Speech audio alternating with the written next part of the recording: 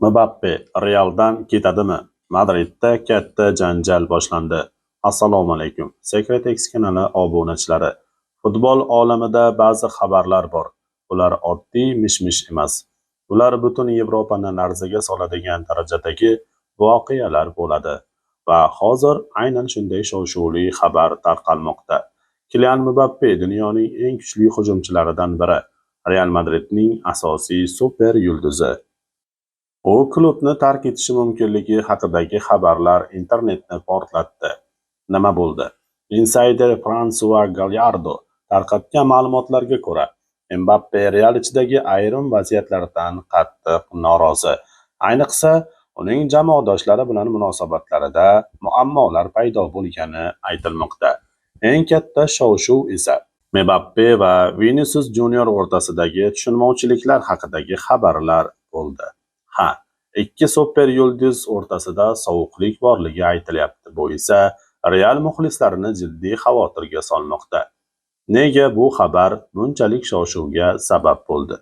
Chunki Real Mbappeni olib kelish uchun yillar davomida kurashgan. Florentino Perez uning ortidan necha yil yurdi. PSG bilan muzokaralar, rad javoblari, millionlab dollarlar va nihoyat 2024-yil yozida Mbappe orzu qilingan transfer sifatida Madridga keldi. Ko'pchilik buni yangi Galacticos davri boshlanishi deb o'ylagandi. Ammo hozir hammasi kutilmagan tomonga burilishi mumkin. Vinicius va Mbappe o'rtasida nima bo'lmoqda? Mana shu savol hozir butun futbol olamini qiziqtirmoqda. Chunki ikkisi ham katta yulduz, katta ego va jamoaning asosiy figuralari. Maydonda ham, kiyinish xonasida ham yetakchilik uchun kurash bo'lish mumkinligi haqida gaplar tarqalmoqda. Ayrim manbalarga ko'ra, ayrim o'yinlarda ikki futbolchi bir-birini yetarlicha qo'llamayotgani sezilgan. Real kiyinish xonasida muammo bormi? So'nggi haftalarda aynan shu mavzuda juda ko'p xabarlar chiqmoqda. Ayrim jurnalistlar kiyinish xonasidagi muhit ideal emas deb hisoblamoqda. Bu esa klub rahbariyati uchun juda xavfli signal. Chunki katta yulduzlar jamoasida ichki muvozanat buzilsa, hammasi parchalanishi mumkin. Mbappening natijalari yomonmi yoki yo'q? Aslida statistika juda kuchli. La Liganing joriy mavsumda 28 ta o'yin va 24 ta gol. Bu fantastik raqamlar. Shu sabab ko'pchilik muammo futbolda emas deb hisoblamoqda. Bu haqiqatdan ham baxtsizmi, ya'ni omadsizmi? Bu hozircha rasman tasdiqlanmagan. Ammo ayrim insayderlar Mbappe o'zini jamoada to'liq komfort his qilmayotganini aytishmoqda. Chunki Realda hamma narsa uning atrofida qurilmagan. PSJda u mutlaq super yulduz edi.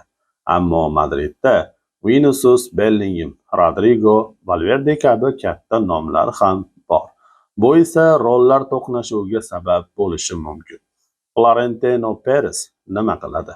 Hozir eng katta savol shu. Chunki Perez Mbappeni klubning kelajagi deb ko'rgan. Uning ketishi nafaqat sport, balki imij jihatidan ham katta zarba bo'ladi. Shu sabab klub ichida vaziyatni tinchlantirish ustida ishlar boshlangani aytilmoqda. Muxlislar ikkiga bo'lindi. Ayrim muxlislar Mbappe vaqt o'tishi bilan moslashadi deyishdi. Boshqalar esa ikki katta yulduz bir jamoada uzoq yashay olmaydi deb hisoblamoqda. Va bu bahs tobora qizib bormoqda. Agar Mbappe ketsa, tasavvur qiling. Real tarixidagi eng katta transferlardan biri bir necha yil ichida yakunlanishi mumkin. Bu haqiqiy sensatsiya bo'ladi. Chunki uning bozor qiymati hozir 200 million yevro. Bu raqam aql bovar qilmas darajada katta. Qaysi klublar unga qiziqish bildirishi mumkin? Agar shunday vaziyat yuzaga kelsa, ayrim Yevropa harakatga tushadi, ayniqsa PSG, Manchester City, Liverpool yoki Saudiya klublari. Chunki Mbappe har qanday klub uchun orzu transfer. Vinicius ham norozimi? Ayrim manbalarga ko'ra, braziliyalik yulduz ham o'z rolidan to'liq qoniqmayotgan bo'lishi mumkin. Chunki Mbappe kelgach, jamoadagi markaziy e'tibor biroz o'zgardi. Bu esa tabiiy ravishda raqobatni kuchaytiradi. Realda yetakchi kim? Mana shu savol hozir klub ichidagi eng katta mavzulardan biri. Avval Benzema, Modric, Kroos kabi yetakchilar bor edi. Hozir esa yangi avlod kelmoqda va har biri asosiy yulduz bo'lishni xohlaydi. Mbappe nega bunchalik bosim ostida? Chunki u oddiy futbolchi emas. U futbol brendi. Har bir harakati, har bir goli, har bir emotsiyasi kuzatiladi. Madridda esa bosim PSJdan ham yuqori. Real ichidagi muhit buzilsa nima bo'ladi? Tarix shuni ko'rsatgan. Katta yulduzlar o'rtasidagi muammolar katta klublarni ham parchalab yuborishi mumkin.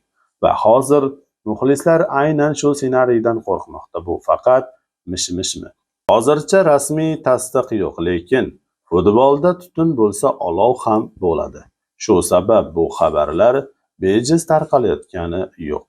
Bizning fikrimiz haqiqat shundaki, Mbappe hali ham Realning eng muhim futbolchilaridan biri. Uning statistikasi fantastik, lekin katta klublarda faqat golning o'zi yetarli emas. Kiyinish xonasidagi muhit ham juda ham muhim. Agar haqiqatdan ham ichki muammolar bo'lsa, kelasi oylarda katta voqealar bo'lishi mumkin. Siz nima deb o'ylaysiz? Mbappe Realda qoladimi yoki bu faqat boshlanishimi? Javoblaringizni albatta kommentariyada qoldirishni unutmang. Sizning javoblaringiz biz uchun juda ham muhim. Vinicius va Mbappe bir jamoada muvaffaqiyatli o'ynay oladimi yoki ulardan biri ketishi kerakmi? Fikrlaringizni albatta kommentariyada yozib qoldiring.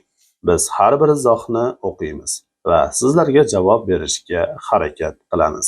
Sizning fikringiz biz uchun juda ham muhim. Eslatma o'rnida shuni aytib o'tishimiz kerakki, biz ma'lumotlarni internet messenjerlari va internet saytlaridan olamiz. Ayrim ishonchli manbalar chiqargan ma'lumotlarni biz sizga sharhlab beramiz. Bizning mehnatimizni munosib qadrlagan holatda videoga like bosishni, kommentariy yozishni va SecretX kanaliga obuna bo'lishni unutmang. Chunki kanalimiz aynan sizlarning qo'llab-quvvatlashingiz bilan rivojlanadi. Oldinda yanada shov-shuvli, eksklyuziv va sirli futbol yangiliklari sizlarni kutmoqda. Biz bilan qoling. SecretX futbol olamidagi yashirin haqiqatlar maskani.